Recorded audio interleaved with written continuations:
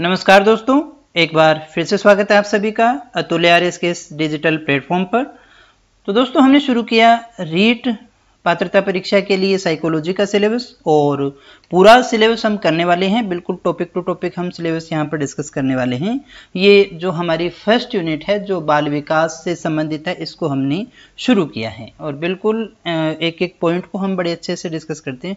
पूरा सिलेबस यहाँ पर आपका कंप्लीट होने वाला है और अगर अभी तक आपने चैनल को सब्सक्राइब नहीं किया है तो कर लीजिएगा, क्योंकि पूरा सिलेबस रीट का अभी हमने साइकोलॉजी भी करनी है, उसके बाद में हिंदी, इंग्लिश और एसएसटी का सिलेबस भी अपने बड़े अच्छे से करने वाले हैं।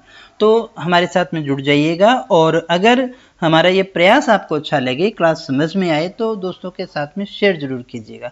किसी प्रकार की कोई प्रॉब्लम हो तो आप कमेंट करके पूछ सकते हैं। सभी कमेंट्स का जवाब संभवतः हमारे द्वारा दिया जाता है। इन क्लासेज की पीडीएफ भी आपको हमारे टेलीग्राम चैनल पर अवेलेबल करवाई जाती है। अगर अभी तक टेलीग्राम चैनल को सब्सक्राइब नहीं किया है तो कर लीजिएगा। दोस्तों आज की इस क्लास में हम डिस्कस करेंगे विकास की अवस्थाओं के अंतर्गत बाल्यावस्था की विशेषताओं को। बाल्यावस्था से जाने से पहले कई बार इस तरह के क्वेश्चन भी पूछ लेता है, वो पूर्व बाल्यावस्था। हालांकि ये पूर्व बाल्यावस्था नाम है, लेकिन ये आप यहाँ समय से संबंधित ध्यान देंगे तो ये जो समय है ये नाम तो बाल्यावस्था है, लेकिन समय जो है इसका ये 2 से 6 वर्ष का समय है, यानी शेषावस्था का ही एक पार्ट आता है। हालांकि सारी विशेषताएं वही हैं, लेकिन कई बार आप कंफ्यूज न हो इसलिए मैंने ये भी यहाँ पर डिस्कस कर लिया है, क्योंकि इनका जो वर्गीकरण है विकास के क्रम का कई प्रकार से किया गया है। हमने पहली क्लास में जब हमने अभिवृद्धि विकास को शुरू किया था तो उसके बाद में हमने देखा था कौन कौन से चरणों में कौन से विद्वान ने क्या माना है। तो पूर्व बाल्यावस्था 2 से 6 वर्ष तक का जो टाइम है और 0 से 6 अपने वैसे भी शेषावस्था में भी मानते हैं। तो यहाँ कॉमन ही विशेषताएं होंगी। पूर्व बाल्यावस्था की सिर्फ विशेषताओं की अगर हम चर्चा करें तो हम इसे प्री स्कूल एज कहते हैं। पूर्व स्कूल एज कहते हैं, जहाँ पर बच्चा जो है वैसे तो 6 के बाद में ही हमारी जो स्कूल में एडमिशन क्लासेज वगैरह है वो स्टार्ट होती है। तो प्री स्कूल एज है, यहाँ पर स्कूल जाना शुरू हो जाता है बच्चा। जो प्री नर्सरी वगैरह, एलकेजी वगैरह ये क्लासेस यहाँ पर चलती हैं। ये जो अवस्था है ये अवस्था है अनुकरण की। यहाँ इस समय बच्चा जो कुछ भी सीखता है वो अनुकरण से सीखता है। बच्चे के अंदर एक हैबिट होती है आपका अनुकरण करने की। आप कुछ भी कार्य करते हैं तो बच्चे की कोशिश रहती है कि वो भी वैसे का वैसा करे। आपने देखा होगा कई बार माता अगर खाना बना रही है तो बच्चा भी वैसे वैसे ही रोटी बनाने की कोशिश करता है। आटा अगर आप उसको दे दोगे तो वो कुछ पेड़ा वगैरह बना करके रोटी बेलने की कोशिश करता है जैसा माता करती है। पिता अगर हथौड़े से कहीं काम कर रहा है, कोई भाई काम कर रहा है, जब वो हथौड़ा छोड़ करके चला जाएगा ना तो वो भी वैसे ही आपको काम करता हुआ दिखाई देगा। तो ये अनुकरण की अवस्था इसमें थोड़ी ज्यादा होती है। वैसे तो हम जो कुछ भी सीखते हैं दोस्तों उसमें सबसे ज्यादा पार्ट हमारा अनुकरण का ही आता है। सबसे ज्यादा हम अनुकरण से ही सीखते हैं। तो यहाँ देखिएगा इस चीज का लोड नहीं लेना हमें बाल्यावस्था में क्या होगा। ये सारी अभी जिस एज में आप हैं, आई होप कि 21 के आसपास होंगे या उससे ऊपर ही हैं आप, तो ये सारी अवस्थाएं आपने जी हैं, ये आप खुद ही हैं। आप खुद की कल्पना कर लोगे ना, जिस दिन ये चीजें सीख गए ना कि आप ये खुद ही तो हो ना जो यहाँ तक बड़े होकर के आए हो। आप क्या क्या करते थे वो सारा ये करेगा, क्योंकि दुनिया में विकास का क्रम तो एक ही जैसा है ना। तो यहाँ अनुकरण की अवस्था है, ये हमने भी किया है। और जिज्ञासा की यहाँ बहुत ज्यादा मात्रा रहती है, इसलिए कुछ विद्वान इसको अन्वेषणात्मक आयु भी कहते हैं। भाई इतना जिज्ञासु होती है, उसका क्या और क्यों खत्म ही नहीं होता। वो बार बार आपसे पूछेगा कि ये क्या है, ये क्यों है, ये इतनी बार क्या क्या क्यों क्यों करता है कि आप भी कई बार इरिटेट होना शुरू कर देते हैं। और वो जो उसको जवाब दे देता है, जो बच्चे की जिज्ञासा को शांत कर देता है, वो व्यक्ति उस बच्चे को बहुत अच्छा लगता है। कई बार आपने देखा होगा माता पिता से ज्यादा वो किसी चाचा या मामा को या पड़ोस के किसी भाई बंधु को अच्छा लगता है। वो इसलिए लगता है ना, वो उसकी जिज्ञासा का जो जवाब देगा ना वो ही उसको ज्यादा अच्छा लगता है। तो यहाँ जिज्ञासा उसमें बहुत ज्यादा होती है, सबसे ज्यादा कह सकते हैं यही, क्योंकि वैक्यूम है उसके पास में, उसको किसी भी चीज का कुछ पता नहीं है तो वो हर चीज के बारे में जानना चाहता है। तैयारी की अवस्था। तैयारी की अवस्था हम इसलिए कहते हैं कि भावी जीवन की जो तैयारियां हैं वो यहाँ से शुरू हो जाती है। आगे का बैकग्राउंड हमें यहाँ से तैयार करना, स्कूल जाने की तैयारी है, समाज में जाने की तैयारी है, ये कह सकते हैं। और डायरेक्ट क्वेश्चन आए तो हमें यहीं से जो है चीज़ों को सोल्व करना है। इस खिलौनों की आयु, ये शैशवावस्था तो है, खिलौनों से खेलने की आयु होगी ना।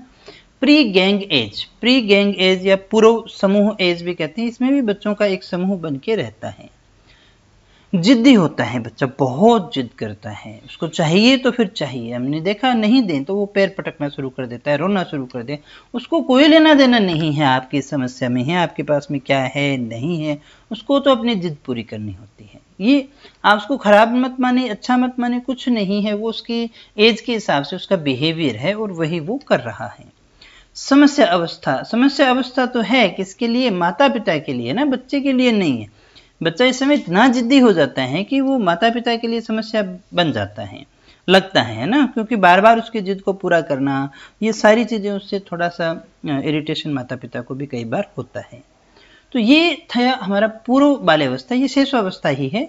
तो अगर पूर्व बाल्यावस्था से जुड़ा हुआ प्रश्न पूछ ले तो भी आप इसको कर लीजिएगा। अब हम पूरी तरह से बात कर लेते हैं बाल्यावस्था के विषय में, और इस बाल्यावस्था को कुछ और जगह आपको इस समय का जो काल है उसको पूर्व उत्तर बाल्यावस्था भी कहा गया है। क्या कहा गया है, उत्तर बाल्यावस्था आए तो 6 से 12 का टाइम है। हाँ, ये उत्तर बाल्यावस्था भी कहलाती है। 6 से 12 का जो टाइम पीरियड है वो बाल्यावस्था में आता है। ये जो एज है वो कौन सी एज है, गैंग एज के नाम से हम इसको जानते हैं। गैंग एज कहते हैं क्योंकि ये समूह की है, इस समय बालकों का समूह बनना शुरू हो जाता है। टोली की आयु हम इसे कहते हैं, गैंग एज की आयु, समूह दल। ये तो आप नाम याद रखिएगा। स्कूल एज, स्कूल जाना शुरू हो जाता है ना, इस साल में तो स्कूल जाएगा ही जाएगा, उसको जाना ही पड़ता है।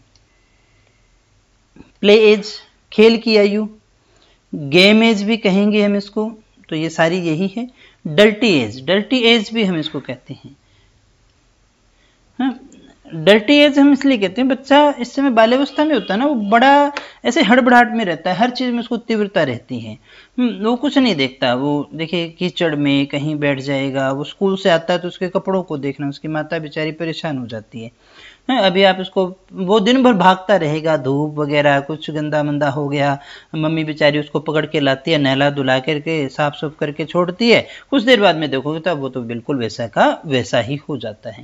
मतलब इतना उसके अंदर उत्तेजनाएं रहती हैं, इतना फास्ट रहता है बच्चा, तो ये बाल्यावस्था में हमें देखने को मिलता है, तो इसलिए इसे डर्टी एज भी कह दिया जाता है। शब्दों को याद रखना है, बिल्कुल फैक्चुअल क्वेश्चन हमारे यहाँ पर आता है। उत्पात की अवस्था इसी से जुड़ी हुई है। उत्पात की अवस्था किसके लिए है, माता पिता के लिए ये समस्या है। सबसे ज्यादा उत्पात अगर बच्चे मचाएंगे तो इसी में होता है, मोहल्ले में आपने देखना, आप उसको कितना भी कह लो शांत बैठ जाओ, अगर 10-12 बच्चे, जब देखो मोहल्ले में क्या होगा, इनका गैंग बन जाएगा, बाल्यावस्था के बच्चों का गैंग बन जाएगा, और फिर वो उत्पात करते हैं, है ना। 4 बच्चे मिलने चाहिए, फिर वो कुछ भी करेंगे, आप भले ही उनको रोको टोको कुछ भी करो, वो कहाँ सुनते हैं, वो नहीं मानते हैं, और पूरा उत्पात तोड़ फोड़ सब वो काम करते रहते हैं, उनको मजा आता है उसी चीज के अंदर। उत्पत्ति अवस्था जो है वो बाल्यावस्था आती है, माता पिता के लिए थोड़ा ये मुश्किल हो जाता है। एक यहाँ जो प्रवृत्ति हमें देखने को मिलती है, संग्रह की प्रवृत्ति। बाल्यावस्था में जो बालक होगा उसको संग्रह की प्रवृत्ति होती है, उसके बैग में देखना, और इसी संग्रह प्रवृत्ति के कारण कई बार वो साथ वाले बच्चों की चीजें भी ले आता है। तो इस संग्रह की प्रवृत्ति के लिए उसका इस्तेमाल किया जा सकता है। जैसे बच्चा कोई जो है ना टिकट संग्रह करता है, कोई सिक्कों को इकट्ठा करता है, कोई यूनिक चीजों को इकट्ठा करने का संग्रह उसके पास में, किसी को पेंसिल इकट्ठा करने का शौक होता है, तो बच्चा बार बार नए नए पेन मांगेगा, नई नई पेंसिल्स को मांगेगा, तो ये बाल्यावस्था की विशेषता है, उसको अच्छा लगता है, अलग अलग टाइप्स के पेन उसके पास में होने चाहिए। संग्रह की प्रवृत्ति इसमें देखने को मिलती है सबसे ज्यादा। निरुद्देश्य भ्रमण की अवस्था, ये एक ऐसी अवस्था है जब बालक जो है बिना किसी कारण से घर से निकल जाएगा, घूम फिर करके वापस आए, उसके बाहर निकलने का कोई उद्देश्य नहीं होता। अगर आपने इन चीजों को थोड़ा और अच्छे से समझना है तो एक मूवी थी तारे जमीन पर, उसमें इस कंसेप्ट को, निरुद्देश्य भ्रमण को अच्छे से दिखाया गया है। वो बच्चा निकल जाता है घर से बाहर, कुछ देर घूम फिर करके वापस आ जाता है। तो ये उसका कोई कारण नहीं होता है। इसलिए इनके एजुकेशन में भी हमें क्या करना चाहिए, बच्चे के लिए भ्रमण की इसकी व्यवस्था होती है बिना किसी कारण से, तो उसको पर्यटन के अंदर उसको ले जाया जाता है ना, स्कूल के द्वारा कई बार कैंप वगैरह लगाए जाते हैं, तो उसमें डाल दिया जाता है, इसका इस्तेमाल किया जा सकता है। यहाँ आते आते उसके अंदर आत्मनिर्भरता की भावना का विकास होना शुरू हो जाता है, वो अपने काम खुद करना शुरू कर देता है।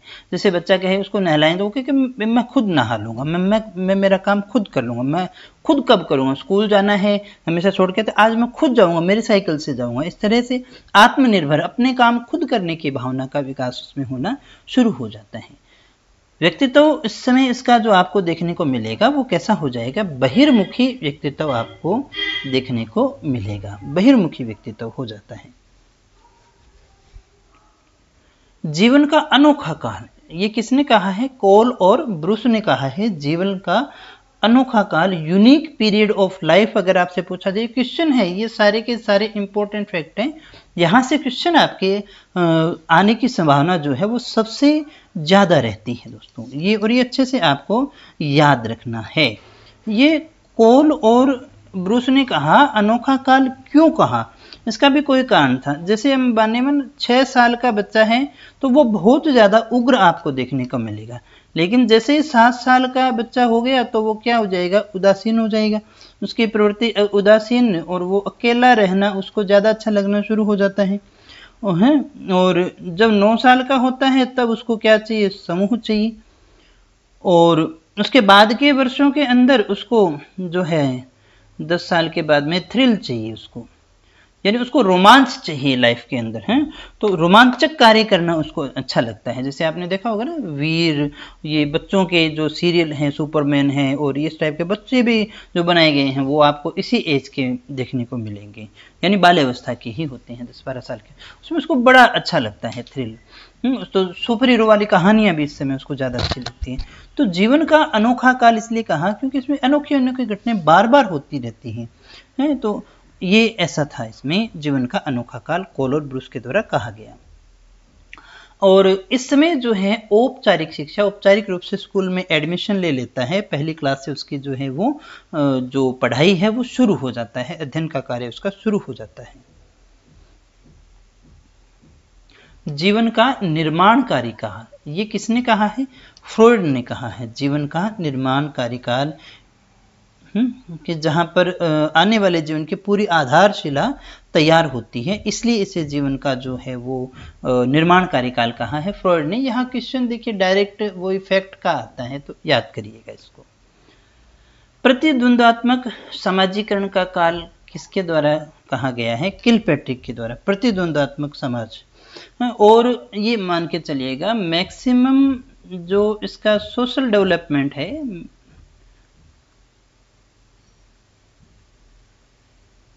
मैक्सिमम जो इसका सोशल डेवलपमेंट है, सामाजिक विकास है, जो बाल्यावस्था के दौरान होता है, प्रतिद्वंद कंपटीशन से होता है। जैसे एक बच्चा कुछ कर रहा है तो माता पिता भी उसका इस्तेमाल करते हैं दूसरे से, तो इससे अच्छा करेगा, तो एक प्रकार कंपटीशन दूसरे बच्चों के साथ में उसमें रहता है, तो वही चीज यहाँ पर काम आती है। तो आपको याद ये रखना है फैक्ट के रूप में कि प्रतिद्वंद्वात्मक समाजीकरण का काल किसने कहा है बाल्यावस्था को, तो किलपैट्रिक ने कहा है। छद्म परिपक्वता का काल, छद्म परिपक्वता का मतलब क्या होता है, मैच्योरिटी, परिपक्वता यानी मैच्योरिटी।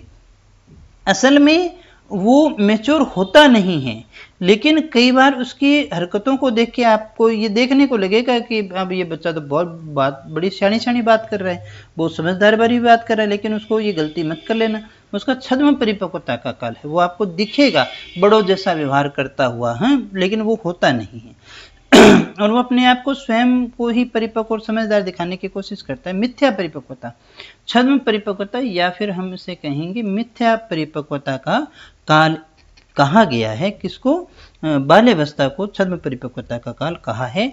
और ये कहा किसने है, ये रोस के द्वारा कहा गया है, ये भी याद रखना।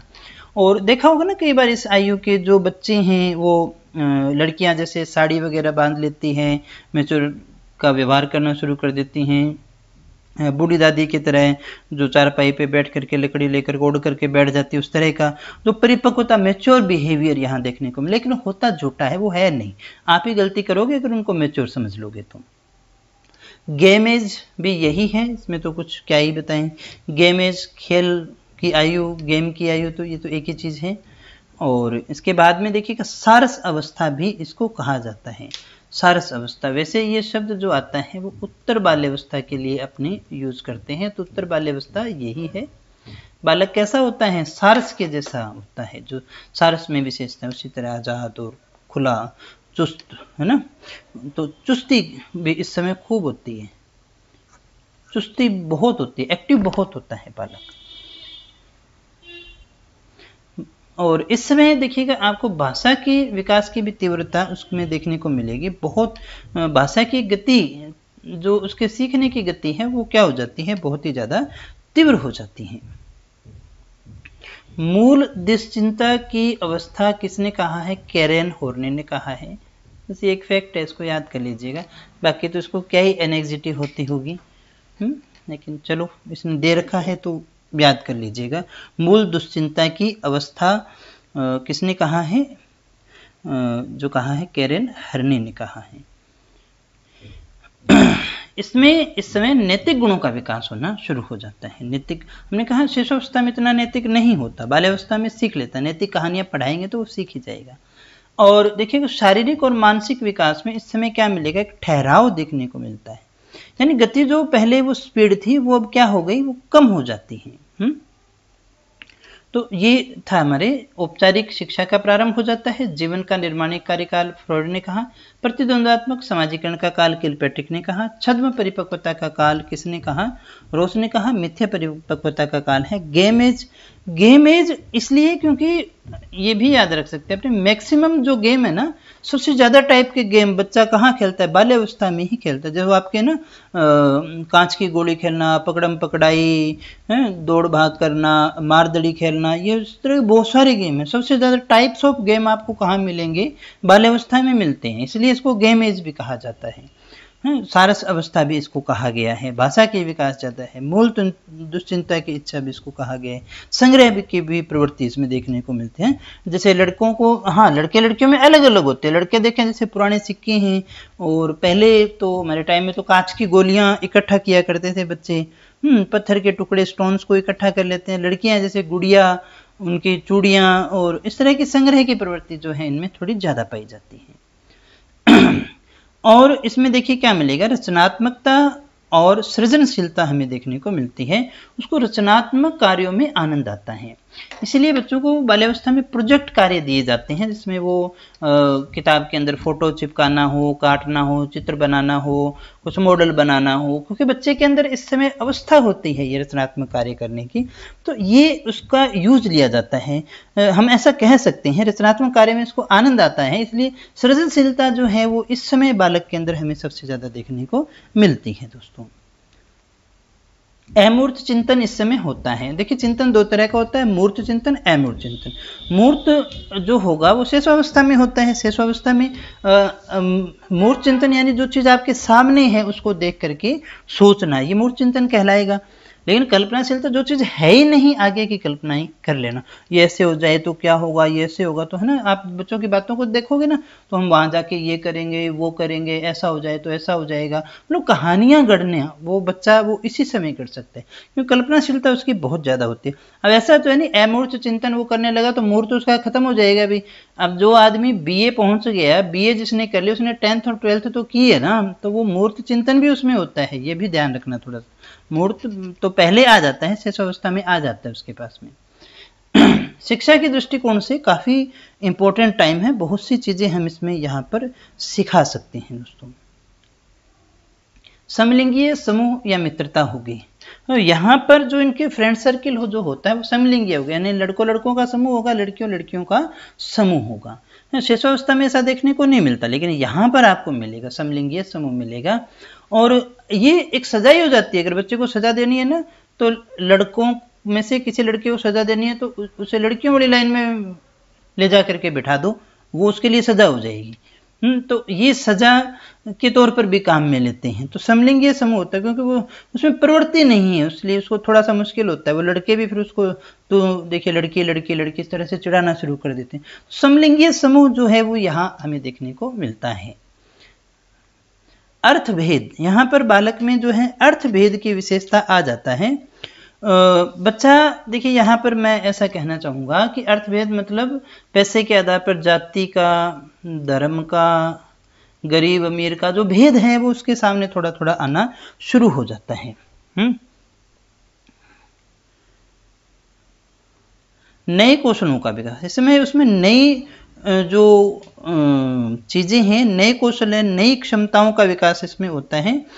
वृद्धि का स्वर्णिम काल कह सकते हैं हम इसे, वृद्धि की जो गोल्डन एज है ना वो यही होती है, उत्तर बाल्यावस्था के रूप में हम इसे देखते हैं। आगे आ भी गया ना, वृद्धि का स्वर्णिम काल कौन सा है? बाल्यावस्था। बहुत अच्छा प्रश्न है कभी पूछा जाए तो। रुचियों में परिवर्तन, यहाँ देखिए उसके इंटरेस्ट जो है ना वो बार बार बदलते रहते हैं। कोल एवं ब्रूस ने ऐसा कहा, रुचियां जो है ना, अभी किसी चीज में रुचि है, अगले दिन किसी में होगी। अभी आप उसको स्केटिंग सिखा रहे थे, फिर वो कुछ और सीखना चाहेगा, फिर वो कुछ और करना चाहेगा। तो यहाँ कोई एक फिक्स उसकी कोई रुचि नहीं होती है, बदलती रहती है। स्मार्ट एज भी हम इसे कहते हैं। स्मार्ट एज का जो तात्पर्य यहाँ लेंगे उसमें चुस्ती से लेंगे। स्मार्ट एज का मतलब किससे लेंगे? चुस्ती। चुस्त होता है बालक, मतलब एक्टिव बहुत ज्यादा होता है। भय मुक्तता, इसमें जो बालक है वो बहुत सारे प्रकार के जो पहले उसको भय लगते थे उनसे वो क्या हो जाता है? मुक्त हो जाता है। काल्पनिक भय जो उसने पाल रखे थे उनका अंत हो जाता है। कुछ अलग अलग प्रकार के है ना, जो पहले उसमें से ऐसा हो जाएगा तो ये नहीं होते हैं। बिल्कुल सिंपल सी चीजें, कुछ है नहीं इसमें। अभी कुछ एक कथन है इंपॉर्टेंट, उनकी बात कर लें हम। तो देखिए सबसे पहले हम देखते हैं क्रो एंड क्रो का एक स्टेटमेंट है। जब बालक 6 वर्ष का हो जाता है तो उसकी मानसिक शक्तियों का लगभग विकास हो जाता है। क्रो एंड क्रो ने कहा, क्या कहा? इसने कहा कि जब बालक 6 वर्ष का हो जाता है तो उसकी जो है शक्तियों का विकास हो जाता है, मानसिक शक्तियों का विकास हो जाता है। क्रो एंड क्रो ने कहा, यानी बाल्यावस्था आते आते उसकी मानसिक शक्तियों का विकास हो चुका होता है। शायद ही कोई ऐसा खेल हो जिसे 10 वर्ष के बालक न खेलते, स्ट्रैंग ने कहा। और इसीलिए अभी हमने बात की थी ना, इसीलिए इस एज को हम क्या कह देते हैं? गेम एज भी कहते हैं, क्योंकि बहुत सारे टाइप्स ऑफ स्पोर्ट्स जो हैं, गेम जो हैं वो यहाँ देखने को मिलते हैं।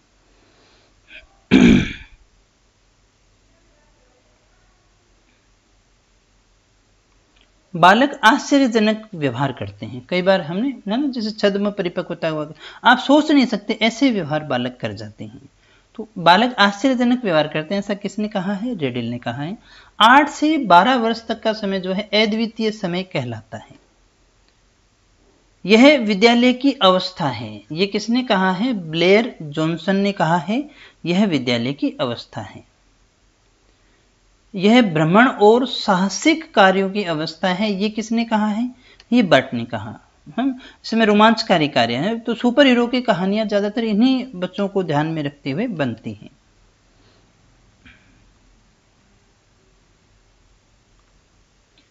बाल्यावस्था में शिक्षा कैसी दी जानी चाहिए? क्या क्या यूज कर सकते हैं? भाषा की शिक्षा उनको दी जानी चाहिए। भाषा का सबसे ज्यादा विकास होता है। उसकी जिज्ञासाओं की ज्यादा से ज्यादा संतुष्टि होनी चाहिए। पाठ्यक्रम जो उसका हो उपयोगी हो, जो उसके काम आए, और रोचकता उसमें सबसे ज्यादा होनी चाहिए, तभी वो पढ़ पाएगा। शिक्षा पाठ्यक्रम में हम शामिल कर सकते हैं सामाजिक मूल्यों को, नैतिक मूल्यों को, क्योंकि यहाँ सिखाना जरूरी होता है। जो शिक्षण विधि का काम लेंगे तो क्रिया विधि खुद करके सीखना और खेल विधि का ज्यादा उपयोग अपने इसमें कर सकते हैं। इसके अलावा हम पर्यटन और स्काउटिंग का भी इस्तेमाल उसके द्वारा करवा सकते हैं, जिससे सामाजिकता का विकास उसमें हो पाए। उसके लिए ये कोशिश की जाए वो ज्यादा से ज्यादा अपने संवेगों को क्या कर सके? अभिव्यक्त कर सके। दोस्तों, तो ये थी हमारी कुछ बातें बाल्यावस्था से संबंधित। बाल्यावस्था में विकास किस तरह से होता है, क्या क्या उसकी विशेषताएं, सभी अच्छे से हमने डिस्कस की हैं। मुझे उम्मीद है काफ़ी कुछ आपने सीखा होगा, नई चीज़ें आपको पढ़ने को मिली होगी। और यकीन मानिए इसके अलावा कुछ और पढ़ने की आपको आवश्यकता नहीं है। बहुत अच्छा कंटेंट आपको अवेलेबल करवाया जा रहा है। क्लास अच्छी लगी हो तो वीडियो को लाइक कर दीजिएगा, दोस्तों के साथ में शेयर जरूर कीजिएगा। तो कल फिर मिलते हैं एक नए चैप्टर के साथ, किशोरावस्था के साथ। वहाँ उसके बारे में जो इंपॉर्टेंट क्वेश्चन है उसको हम डिस्कस करने वाले हैं। तो मिलते हैं कल फिर, तब तक के लिए यूं ही बने रहे हमारे साथ। Thank you very much.